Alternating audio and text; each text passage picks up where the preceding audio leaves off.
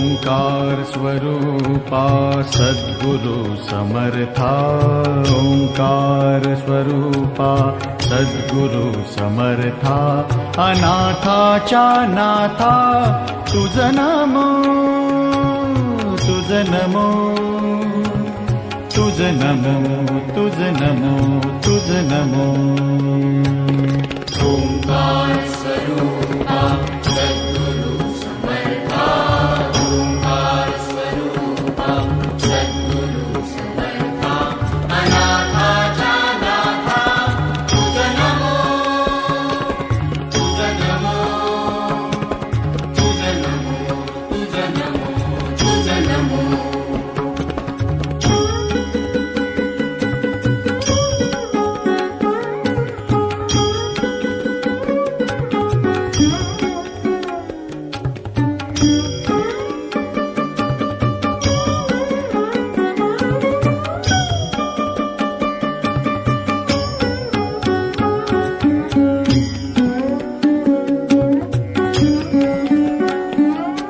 नमो माय बापा गुरु कृपाधना।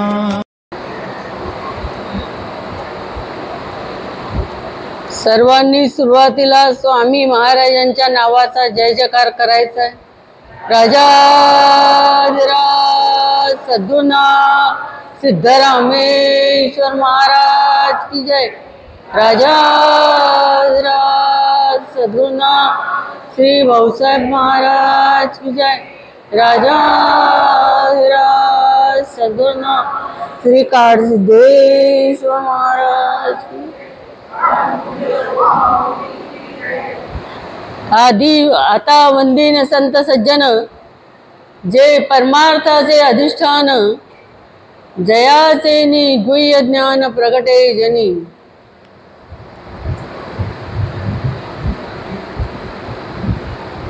बघा, आज आपला जो समास आहे नामस्मरण, या नामस्मरण समासातली पहिलीच ओवी आहे, फार महत्वाची, की सगळ्यांनी लक्षात ठेवायला पाहिजे।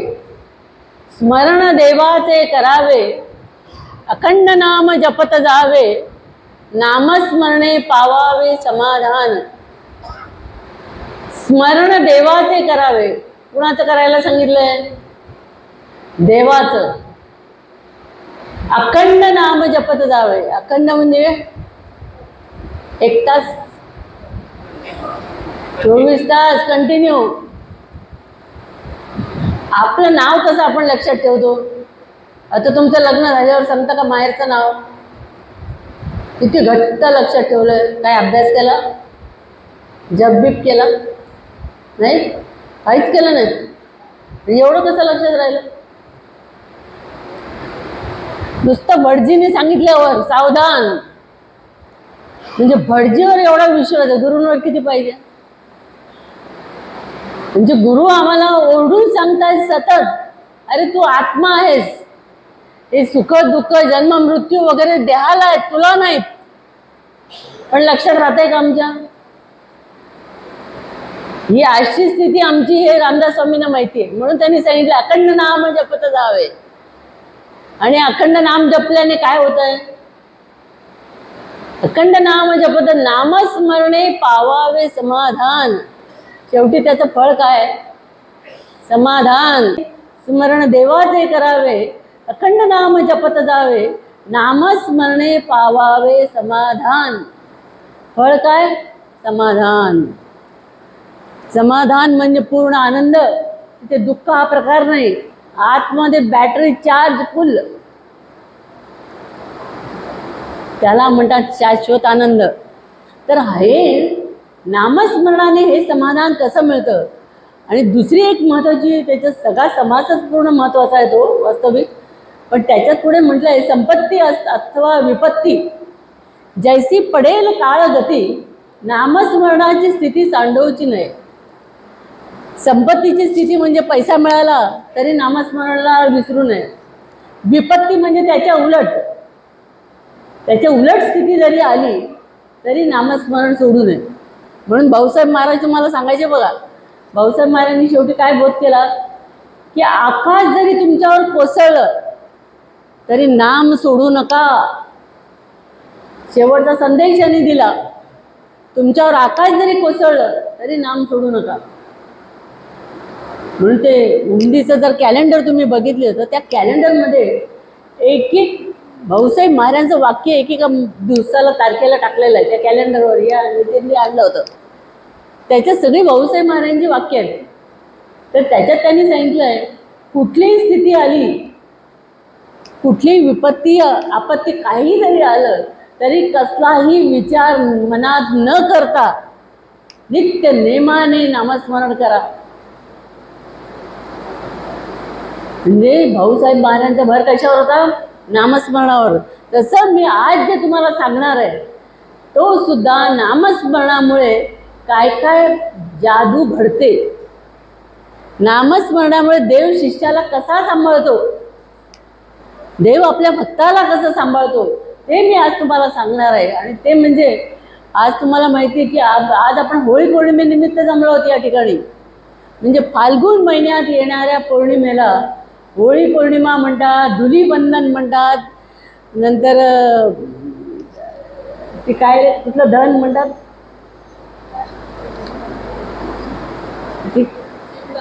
हा शिमगा नाही, ती त्याची होलिका दहन. होलिका ही हिरण्यकश्यपूची बहीण असे. आणि हे संबंध समासाचा आपल्याला ही मजा जी आहे खरी की देव भक्ताला कसं सांभाळतो, तर ते होलिका दहन म्हणजे होलिकेचं त्या दिवशी दहन केलं जातं. म्हणून या पौर्णिमेला होलिका दहन सुद्धा म्हणतात, धुलीवंदन सुद्धा म्हणतात आणि होळी पौर्णिमा पण म्हणतात. आता ही जी आहे ही वसंत ऋतूमध्ये येते. वसंत ऋतू चालू होतो आणि हिवाळा संपतो, त्यावेळेला ही पौर्णिमा येते फाल्गुन महिन्यात. म्हणून ही पौर्णिमा अनेक ठिकाणी म्हणजे बहुतेक सर्व ठिकाणी साजरी केली जाते. जास्त म्हणजे भारतात आणि उत्तर भारतात जास्तच मजेने आनंदाने केली जाते. कारण काय, तर उत्तर भारतामध्ये अशी प्रथा आहे की एकावर एक लाकूड रचून ती होळी पेटवली जाते आणि त्याच्या भोवती तरुण मुलं मुली नाच करतात, आनंदाने डान्स करतात त्या होळीच्या भोवती आणि नंतर त्या होळीला प्रसाद दाखवला जातो. पण आपल्याकडे उलट आहे. आपल्याकडे अशी होळी रचली जाते आणि होळीची पूजा करून होळीच्या पुढे नैवेद्य ठेवला जातो, नारळ फोडला जातो आणि होळीच्या पुढे आपले जे काही आपल्याला मनात म्हणजे आपली कामं होण्यासाठी आपण जे जे काही देवाला संकल्प करतो ते सगळे संकल्प होळीच्या समोर केले जातात मोठ्या आवाजात.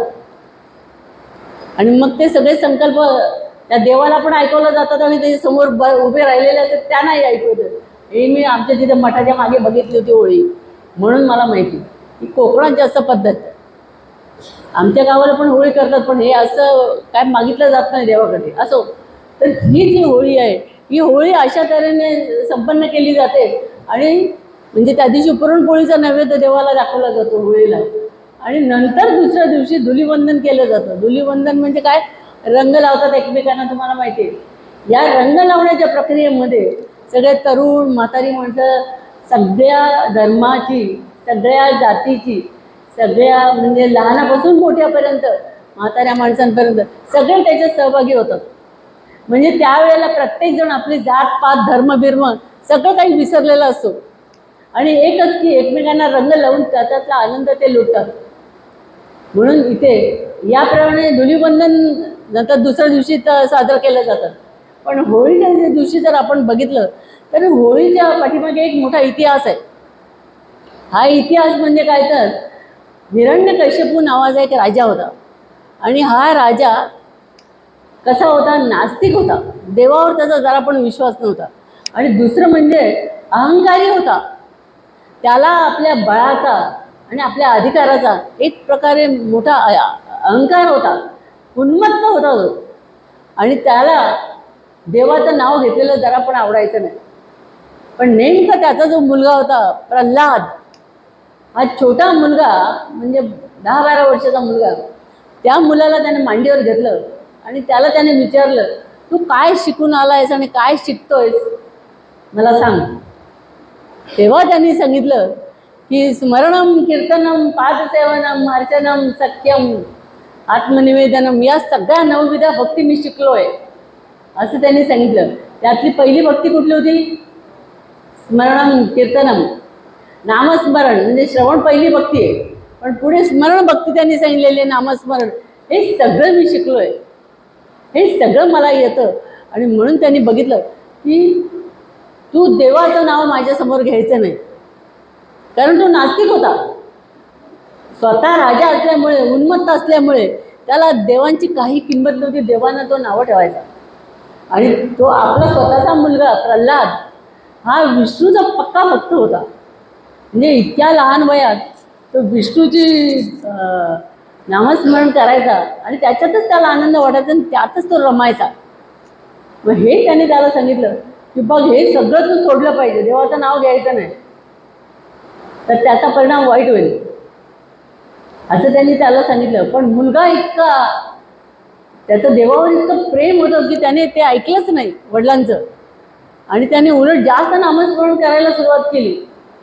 आणि कोणाचं नामस्मरण? विष्णू स्मरण, विष्णूचं स्मरण करायला सुरुवात केली. विष्णूचा भक्त होता तो. म्हणून ते न ऐकल्यामुळे हिरण्यकश्यपू चिडला आणि त्यांनी आपल्या सगळ्या लोकांना, जवळच्या सैन्यातल्या लोकांना बोलवलं आणि त्यांना सांगितलं की याला मारा, सगळ्यांनी मारायला लावलं. त्याला पर्वतावरून ढकलला खाली, गरम तेलामध्ये टाकला, सर्पाच्या घरामध्ये आत ठेवला, म्हणजे ज्या ठिकाणी घरात सगळे सर्प सोडले आणि त्याच्या आतमध्ये त्याला ठेवलं. हे सगळे प्रकार त्याचे झाले. समुद्रात बुडवलं, गरम खांबाला त्याला मिठी मारायला सांगितली. पण या सगळ्या प्रकारामध्ये हिरण्यकश्यपूला वाटलं की याच्यात हा जिवंत आता परत येणार नाही, कारण समुद्रात ढकलल्यानंतर काय होणार, गरम त्याला टाकल्यानंतर काय होणार, हा आपल्याला परत दिसणार नाही. पण झालं उलटच.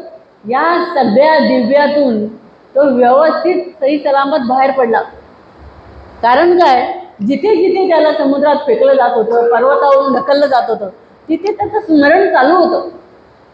तो सारखा देवाला हाका मारत होता, म्हणजे त्याचं लक्ष इकडे नव्हतंच.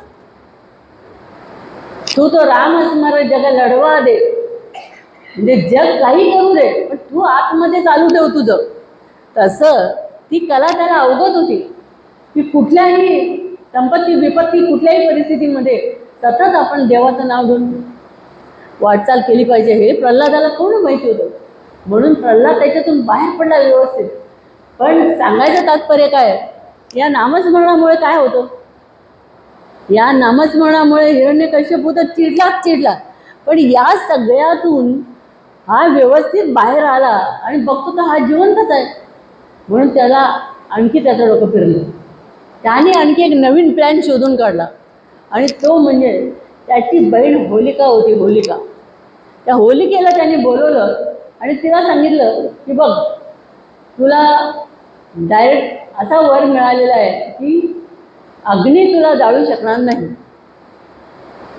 म्हणजे अग्नीत तू जरी बसली तरी अग्नी तुला काही करणार नाही, असं तुला वर मिळालं देवाकडून.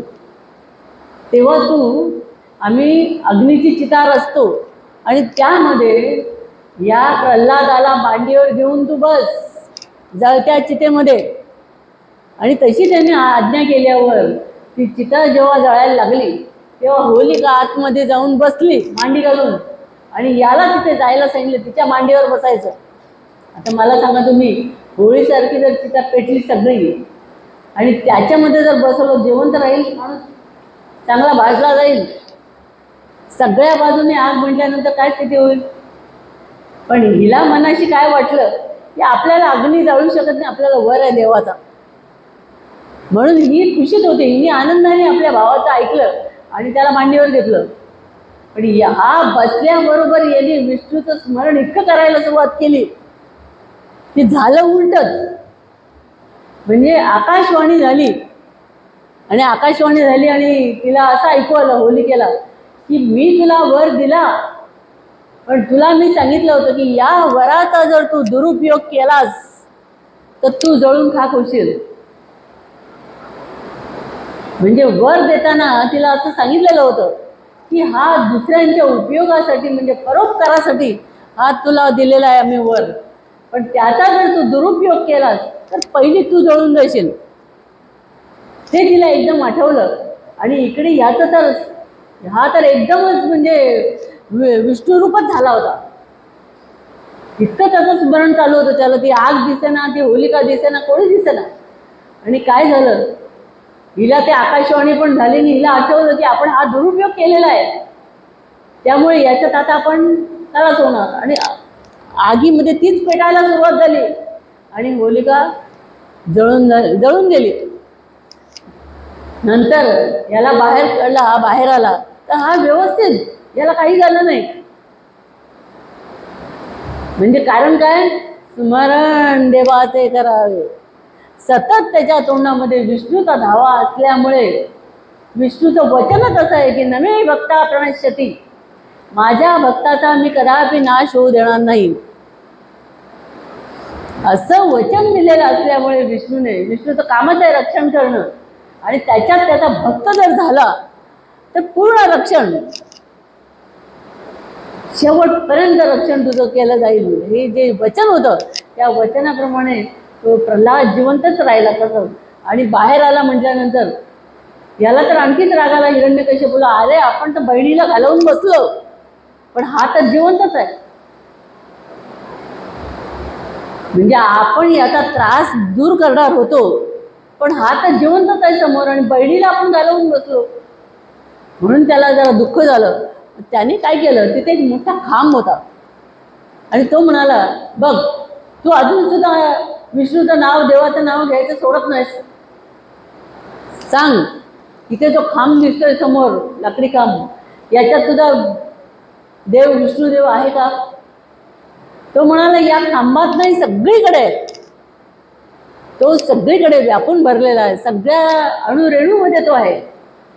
तर तो म्हणाला, याच्यात जर, या लाकडी खांबामध्ये जर तुझा देव असेल तर येईल बाहेर, दाखव मला काढून. आणि त्याने त्या लाकडी खांबावर मारायला सुरुवात केली, तोडायला सुरुवात केली. खांब तोडल्याबरोबर आतून एक मोठा आवाज झाला आणि आवाज झाल्याबरोबर त्याच्यातून नरसिंहदेव प्रकट झाले.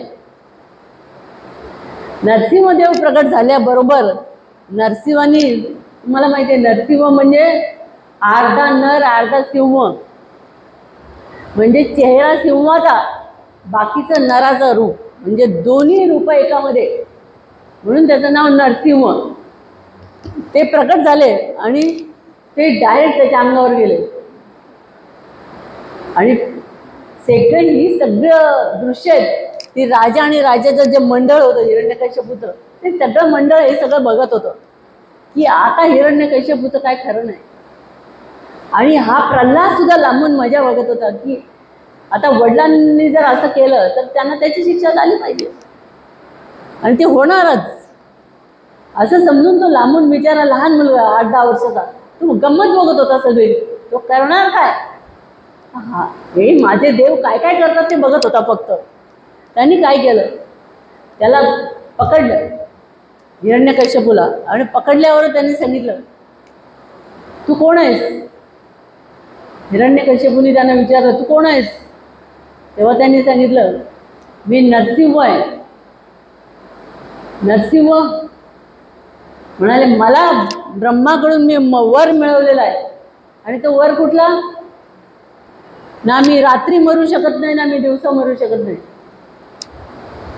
ना मी घरात मरू शकत नाही, ना मी बाहेर मरू शकत नाही, ना मला अस्त्र छेदू शकत नाही, मला शस्त्र छेदू शकत नाही. म्हणजे असे वर मी मिळवलेले, तू माझं काय करू शकतोस? असं त्यांनी नरसिंहाला विचारलं. कोणी? हिरण्यकश्यपूने. तेव्हा हिरण्यकश्यपूने सांगितलं, तुला ब्रह्माने जे हे सगळं दिलेलं आहे ना वर, ते तुला आता मी सांगतो एक एक कसे आहेत ते. काय दिलं पहिला वर? ना तू घरात मरू शकत नाही, ना बाहेर मरू शकत नाही, म्हणजे तुला कोणी मारू शकत नाही, घरात पण आणि बाहेर पण. तेव्हा त्यांनी सांगितलं, तुला मी घरात पण मारणार नाही, बाहेर पण मारणार नाही, तुला मी चौकटी खाली बसवलाय, चौकटी खाली. म्हणजे या नियमात बसतो का तो? नाही, तुला मी चौकटी खाली घेतलेला आहे. दुसरं म्हणजे मला सकाळी कोणी मारू शकत नाही, संध्याकाळी कोणी मारू शकत नाही, रात्री कोणी मारू शकत नाही.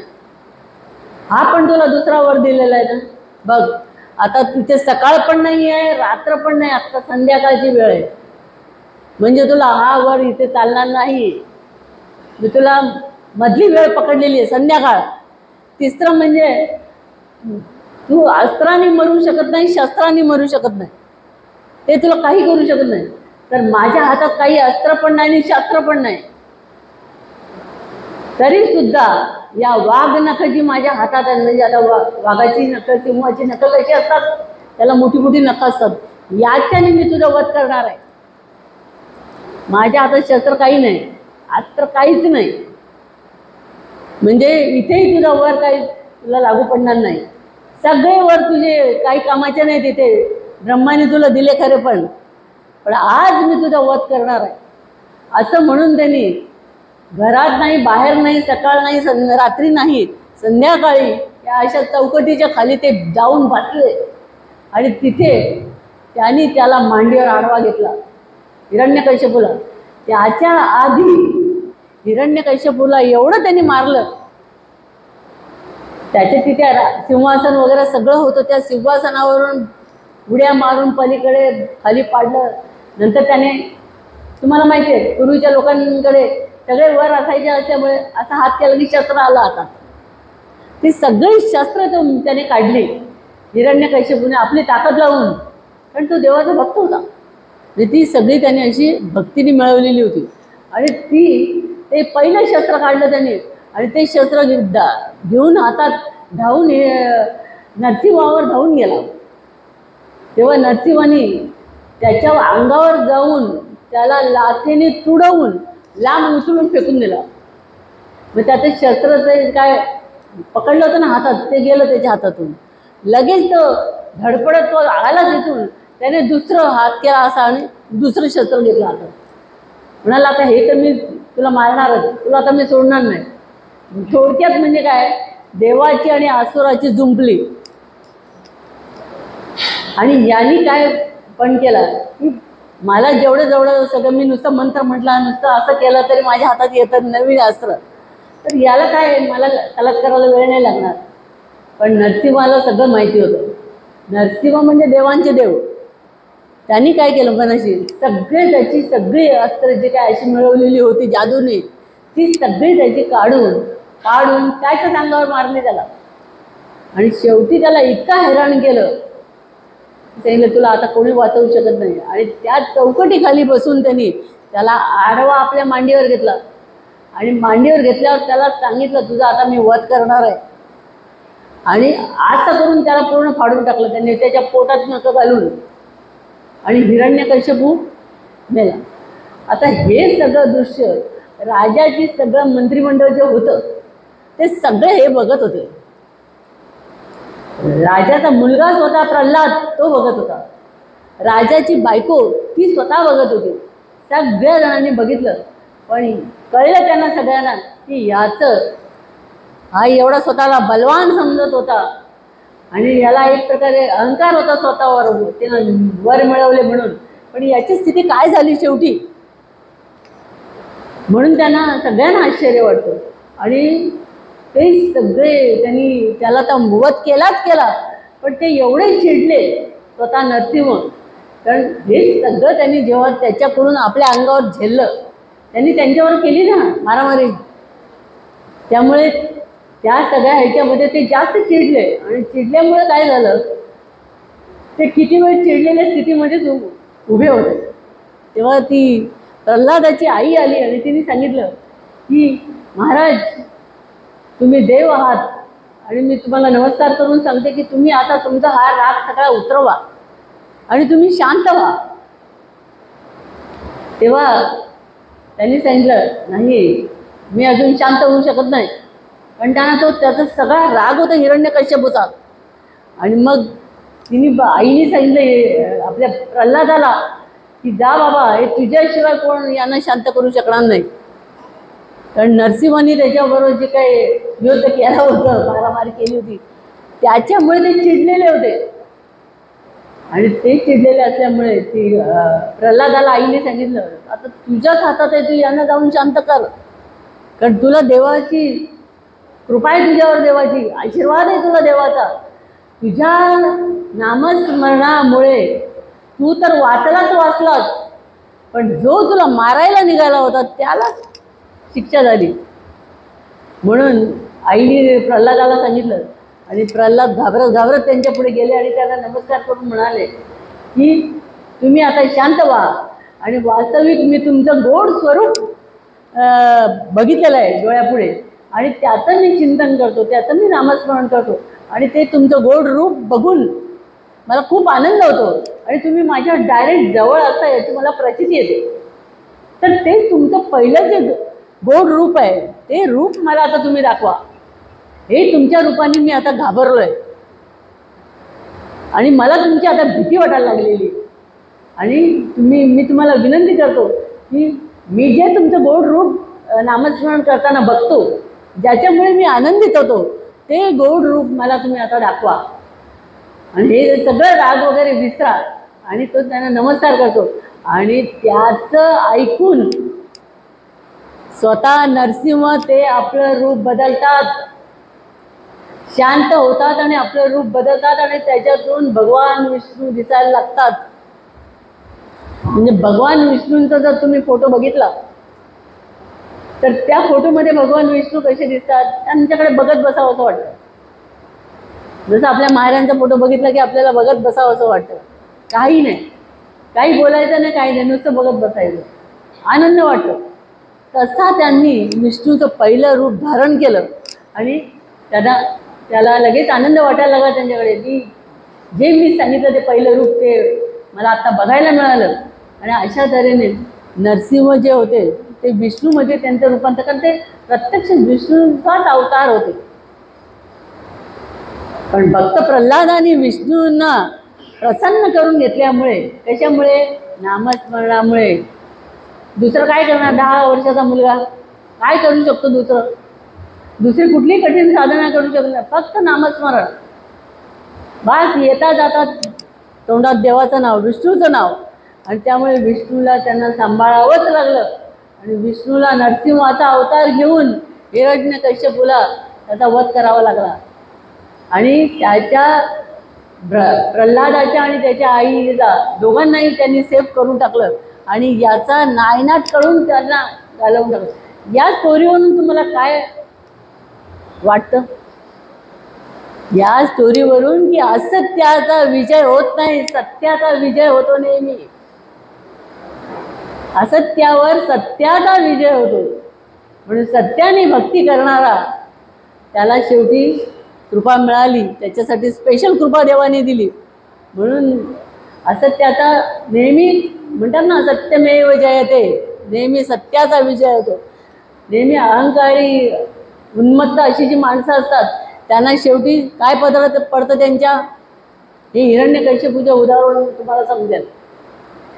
म्हणजे ज्याला देवाची जरासुद्धा, त्याला देवाचं नाव घेतलेलं सुद्धा चालत नव्हतं, स्वतः तर काही करतच नव्हता, पण मुलाने सुद्धा नाव घेतलेलं त्याला चालत नव्हतं. त्यांनी मुलाला अनेक वेळा सांगितलं होतं, तू हे माझ्यासमोर नाव घ्यायचं नाही विष्णूचं, घेतलं तर मी तुला जिवंत ठेवणार नाही.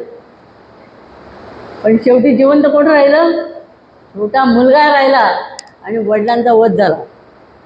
म्हणून इथे नामस्मरणामध्ये किती ताकद आहे ते त्याच्यासाठी आता ही जी गोष्ट आहे ही नामस्मरण समासाला लागू नये. हे नामस्मरण केल्याने केवढी ताकद येते माणसामध्ये. म्हणून महाराज तुम्हाला नेहमी सांगायचे स्मरण देवाचे करावे. म्हणून तर विद्याताई अभंग बोलत ना, स्मरा हो नित्य गुरूंचे नाम, संसाराच्या या भवसागरी हे मोक्षाचे धाम. स्मरा हो नित्य गुरूंचे नाम. सतत तुम्हाला गुरूंनी जे नाम दिलेलं आहे ते नाम म्हणजे 4 वेदांनी दिलेलंच नाम आपल्याला सद्गुरूंनी दिलं, तेच तू आहेस. म्हणजे संबंध जगामध्ये जी शक्ती आहे तीच शक्ती तुझ्या जवळ आहे. तू वेगळा नाही आहेस त्याच्यापासून, तेच तू आहेस. म्हणजे एवढा सोन्याचा गोळा महाराज सांगायचे, त्याच्यातला एवढा तुकडा जरी घेतला तरी ते सोनंच. तसं देवाची मुलं देवच, पाटलांची मुलं पाटीलच, भोसलेंचा मुलगा भोसलेच. तसं या ठिकाणी नामस्मरणाचं जे महत्त्व आहे ते या इथे सांगितलेलं आहे. तर आता आपण सांगायचं तात्पर्य काय मला तुम्हाला की हे नामस्मरण गुरूंनी सांगितलेलं आहे, हे येता जाता. कारण तुमच्याकडून म्हणजे सगळ्यांकडून नामस्मरणाशिवाय दुसरं काय होऊ शकतं कठीण साधन? म्हणजे महाराजांनी 7 मिनिटं कुंभक करत होते, आपल्याला जमेल? 9 मिनिटं कुंभक करत होते, 16 तास ध्यान करत होते, आपल्याला जमेल? गावोगावी भिक्षाला जात होते, जमेल आपल्याला? येईल त्या परिस्थितीतून जात होते, जमेल आपल्याला? काही जमणार नाही असलं आपल्याला. म्हणून कलियुगी तारक गुरुचे नाम कथीला सुलभ उपाय, की गुरूंचं नामच हे कलियुगामध्ये तारक आहे, सगळ्यात सोपं घ्यायला. आणि हे नाम घेताना गोंदवलेकर महाराजांनी सांगितलंय की तुम्ही बॅटरी घेता ना, खिशात ठेवता ना, शेतात जाताना वगैरे किंवा रात्री असं कुठे बाहेर जाताना एक छोटी बॅटरी खिशात ठेवता तुम्ही. कशासाठी? रस्त्यात आपल्याला अंधार दिसला तर लगेच लावता आली पाहिजे, याच्यासाठी. ती बॅटरी कशी असते? चार्ज असते, तिला सेल घातलेले असतं, ती लगेच उजेड पाडते. तसं आपण नामस्मरण आत केलेलं असलं की पाहिजे त्या संकटाच्या वेळी आपल्याला लगेच लावता येतो, लगेच आपल्याला त्याचा वापर करता येतो. म्हणून हे नामस्मरण कधी विसरायचं नाही, लक्षात ठेवा. एक वडील प्रवासाला चालले होते गावाला, आणि त्यांना एकच मुलगा होता, आणि वडिलांची भरपूर इस्टेट होती. आणि वडिलांना वाटायचं की मी गेल्यावर ह्या पैशाचं काय केलं नाही तर, मित्रा नदीला काय पार्ट्या केल्या आणि काय काय केलं, हा काही करू शकतो मुलगा, कारण हा तरुण आहे. म्हणून वडिलांनी काय केलं, जायला निघाले तेव्हा हा स्टेशनवर सोडायला गेला मुलगा, आणि वडिलांनी त्याला सांगितलं, आधी बघ, झाडांना रोज पाणी घालत जा, नाही तर आपली झाडं सुकून जातील, म्हणजे माझं काम तुला करावं लागेल. रोज घरी लवकर येत जा, रोज अभ्यास करत जा, आणि रोज आपली तिजोरी बंद आहे की नाही बघत जा. कारण वडिलांनीच ती सगळी जपून ठेवलेली होती, सगळी इस्टेट त्यांची, आणि यांनी पण तसंच राहावं म्हणून वडील त्याला सूचना देत होते, ते पण सांभाळून राहा. आणि जेव्हा गाडीने हॉर्न दिला की गाडी आता सुटणार, हॉर्न केव्हा दिला जातो? गाडी आता सुटणार एका मिनिटात. तसं गाडीने हॉर्न दिला आणि गाडी पुढे सरकली जरा, तेव्हा हा पळत पळत वडिलांना टाटा करायला लागला. तेव्हा वडील म्हणाले, अरे सगळं विसरलास तरी हरकत नाही, पण तिजोरीची चावी कमरेला ठेव, ती विसरू नको. वडील खिडकीच्या बाहेर एवढं ओरडून सांगायला लागले, तिजोरीची चावी सांभाळ. तसं तुम्हाला संतांनी सांगितलंय, काहीही करा, पिक्चर बघायला जा, नाटक बघायला जा, आणि काय काय नाटकं करा, पण आतमध्ये त्याला विसरू नका. सांगितलंय ना, महाराज सांगायचे तुम्हाला एक नाही 4 मुलं होऊ दे, महाराज सांगायचे. मी नाही सांगत, माझं वाक्य नाही, महाराजचं वाक्य. तुम्हाला 4 मुलं होऊ दे, पण देवाला विसरू नका. कोणी दिली आणि कोणामुळे झाली याला विसरू नका. संसार करा, जोरात करा, महाराज सांगायचे. जोरात करा म्हणजे तुम्ही आणखी जोरात करायला लागाल. लक्षात ठेवा, जोरात करायला गेले की काय होतं? आता इलेक्ट्रिकचं इथे हे आहे, त्याच्यात आम्ही बोटं घातली तर काय होईल? चॉक बसतो ना, हा तशी पटके बसायला सुरुवात होते. आपोआप आपल्याला वाटायला लागलं, अरे काहीतरी चुकलंय माझं, हे काय चाललंय? म्हणजे संसाराला तुम्ही जास्त कवटाळायला गेलात की पटके बसायला सुरुवात, पहिला पटका बसतोच बसतो. आणि तो कशासाठी असतो? तुम्ही सावध करण्यासाठी, तुम्ही सावध होण्यासाठी. आता आपल्याला एवढे बाहेरच्याकडून, भक्तांकडून आणि मठांकडून आणि काय काय फटके बसले, कशासाठी होते? सावध होण्यासाठी. सावध होण्यासाठी. म्हणजे आपण या लोकांना थँक्स म्हटलं पाहिजे, वा वा, बरे गुरु भेटलात तुम्ही आम्हाला, तुमच्यामुळे आम्हाला जास्त लवकर समजलं. म्हणून देव काय करतो? शिष्याला पुढे नेण्यासाठी ही परिस्थिती निर्माण करतो. देव भक्ता लागी करून येती संसार, अंगे वारंवार करीत असे. खऱ्या भक्ताला देव संसार नीट करू देत नाही, त्याच्या पाठी काय काय लावून देतो. तुकाराम महाराज, माझं नाही. देव भक्ता लागी करून येती संसार, अंगी वारंवार करीत असे. भाग्य द्यावे तरी अंगी भरे ताठा, म्हणून करंटा करून ठेवी. जर भाग्य दिलं, हा माझ्यासारखं कोण नाही, लगेच ताटा त्याचा उतरवतो. आणि स्त्री द्यावी गुणवंती तरी नसते गुंते आशा. एखादी सुंदर स्त्री आणि गुणवंती स्त्री दिली की तुमची आशा गुंते तिच्यामध्ये, आणि मग सगळं विसरता तुम्ही. म्हणून त्यांनी म्हटलंय स्त्री द्यावी गुणवंती तरी नसते गुंते आशा, म्हणून कर्कशा पाठी लावी. सोबतला हसू येत आहे.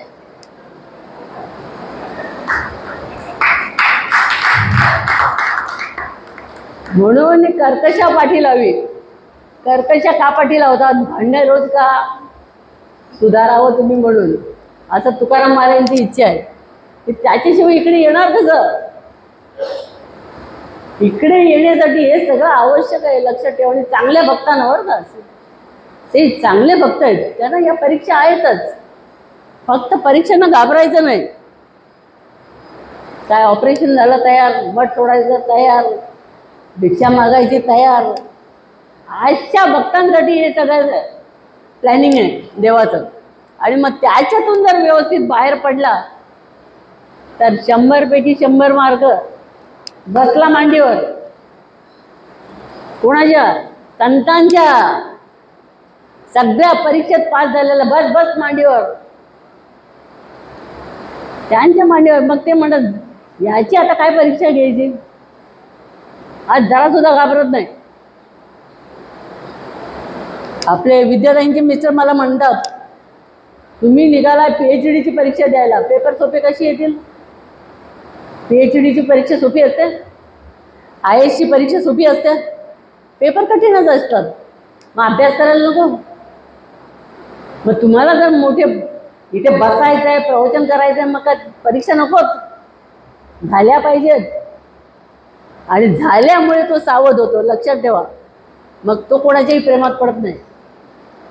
आता आम्हाला एवढी माणसं भेटली, एवढ्या तऱ्हेतऱ्हेचं आम्ही बघितलं, एवढ्या परीक्षा झाल्या, तर आम्ही प्रेमात पडू? लांबूनच लांब राहायचं. चला,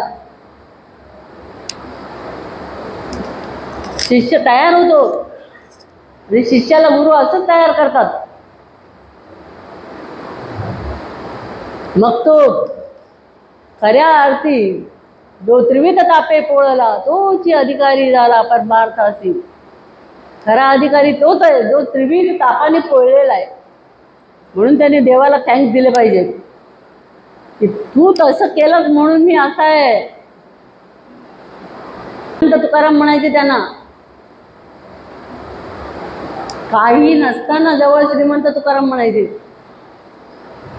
कारण मनाने श्रीमंत होते, देवाचा पुत्र होते म्हणून श्रीमंत होते. मग देवाचा पुत्र काय भीक मागेल? बघा ना तुम्ही, ज्ञानेश्वरीत म्हणलंय ना, एरवी तरी माझी या भक्ता आणि संसाराची चिंता, समर्थाची कांता काय कोरांना मागे. एखाद्या समर्थाचं तुम्ही भक्त आहे, शिष्य आहे, तुम्ही काय भिक्षा मागाल तर द्या मला बघू?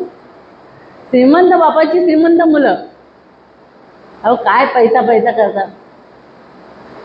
काय एखादा आजारपण आला खाली, काय एखादी नैसर्गिक आपत्ती आली की भूकंप झाला खाली, कधी कुठली वेळ येईल कोणाला सांगता येणार नाही. व दिवस येईल काहीसा. म्हणून अशा परिस्थितीमध्ये त्याच्यावर तुम्ही विश्वास ठेवता येईल का आपल्याला? मग विश्वास कशावर ठेवायचा आपण? स्वतःवर, की सगळं डबल माझ्या हात आहे.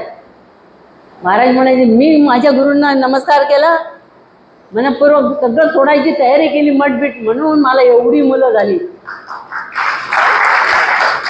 महाराज म्हणायचे, मी सगळं सोडायची तयारी केली म्हणून मला एवढी लाखो मुलं दिली महाराजांनी. मग आम्ही पण भाग्यवान. काही न करता तुम्ही भेटले म्हणजे काय, आम्ही काय साधे का?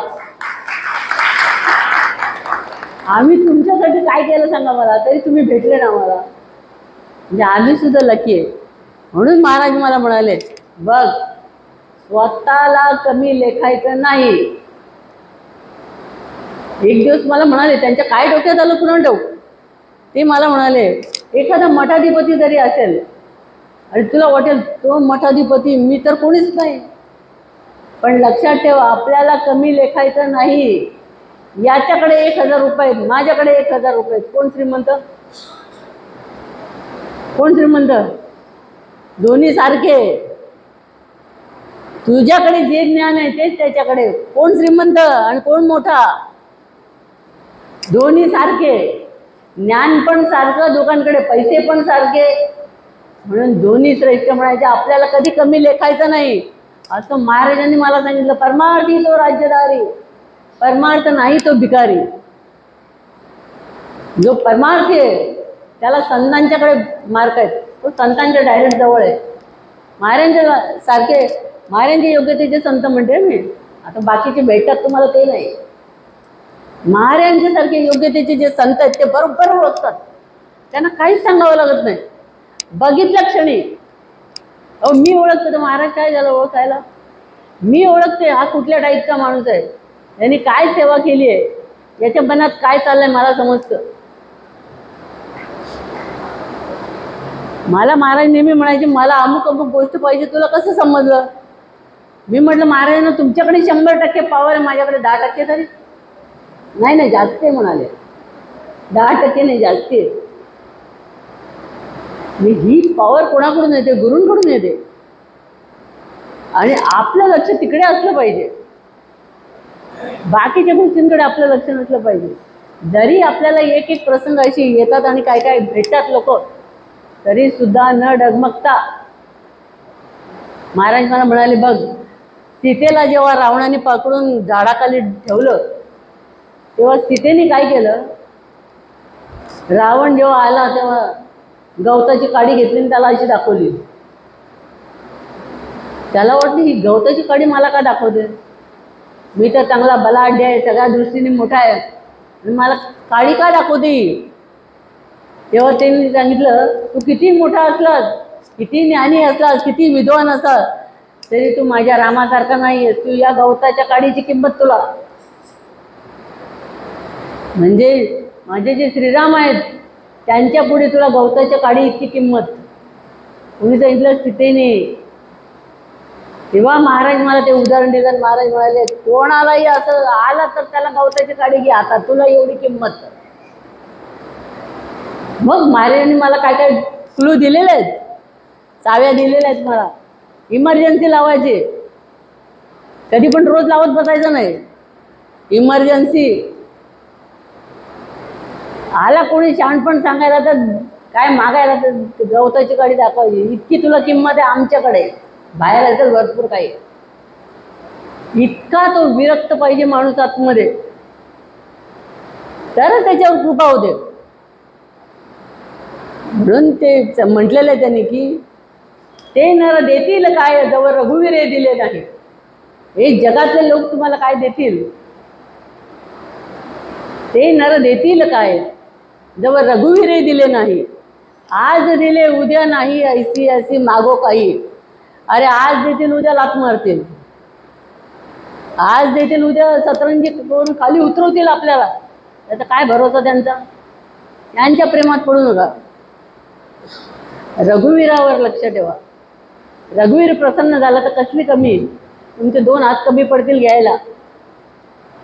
त्याची कृपा संपादन करा. म्हणून तुळशीदासांना, तुळशीदास स्वतः म्हणतात, तुलसी तुलसी क्या कहो, तुलसी बनकी घास. म्हणजे तुळशी तुळशी काय म्हणता तुम्ही? तुलसी म्हणजे वनातलं गवत, तुलसी बनकी घास. हो गई कृपा रघुनाथ की तो हो गए तुलसी दास की यावर रामचंद्र की जय. त्याची कृपा झाल्यावर तुळशीचे तुळशी दास झाले. बघा म्हणजे एवढा परिणाम होऊ शकतो. कुठून कुठे गुरु तुम्हाला नेऊन बसवतील त्याचा पत्ता लागणार नाही तुम्हाला. पण तुमच्या तोंडात सतत नामस्मरण असलं पाहिजे, जसं भक्ताचं नामस्मरण. म्हणून स्वतः विष्णुदेव तिथे हजर झाले आणि विष्णुदेवाने शेवटी काय सांगितलं प्रल्हादाला? अरे तूच माझा खरा भक्त आहेस आणि माझे जेवढे भक्त आहेत त्याच्यात तुझं नाव कायम राहील. म्हणजे जोपर्यंत माझ्या भक्ताचा आणि माझा आहे त्याच्यात तुझं नाव कायमचं राहिलं. तो काय मोठा होता का? वयाने किती लहान, पण तुझं नाव कायम राहील म्हणून सांगितलं. त्याच्यामुळे नामस्मरणामुळे आपल्याला देवाला आपलंसं करता येतं आणि देवाची सगळी कृपा संपादन करता येते. म्हणून महाराजांनी जे दिलेलं आहे नामस्मरण, ते नामस्मरण विसरायचं नाही. आणि त्याच्यासाठी सतत आपल्याला जे सप्ते आखून दिलेले आहेत, त्या प्रत्येक सप्त्याला आपण येऊन हजर राहून आपण त्याची पावती द्यायची आहे. आता पुढचा जो कार्यक्रम आहे तो 19 तारखेचा आहे, बुधवार आहे ना. 19 तारखेला बुधवारी इथेच कार्यक्रम होणार आहे. कार्यक्रम सकाळी नाही आहे, लक्षात ठेवा. कार्यक्रम संध्याकाळी 5 नंतर. सकाळी यायची गरज नाही तुम्हाला. सकाळी ही मुलं डेकोरेशन करणार आहेत, फक्त मुलं थांबणार इथे. हे सगळे डेकोरेशनला येणार आहे सकाळी मुलं. आणि खरी मजा संध्याकाळी आहे, म्हणजे तुम्ही संध्याकाळी या सगळ्यांनी 5 वाजता. सकाळी काही नाही आहे, पूजा बिजा काहीच नाही सकाळी. मी स्वतः उशिरा येणार आहे. त्यामुळे वाढदिवस तुमच्या लक्षात आहे ना, म्हणजे मी लक्षात आहे, बस झालं मला. तर त्या दिवशी 19 तारखेला आपला कार्यक्रम खरी जी मजा आहे ती महाराजांच्या सहवासात संध्याकाळी आहे. सकाळी काय बघणार तुम्ही, ही मुलं डेकोरेशन करणार आहेत. सकाळी 7-8 वाजता इथे येऊन हॉलवर सगळं काम करणार आहेत.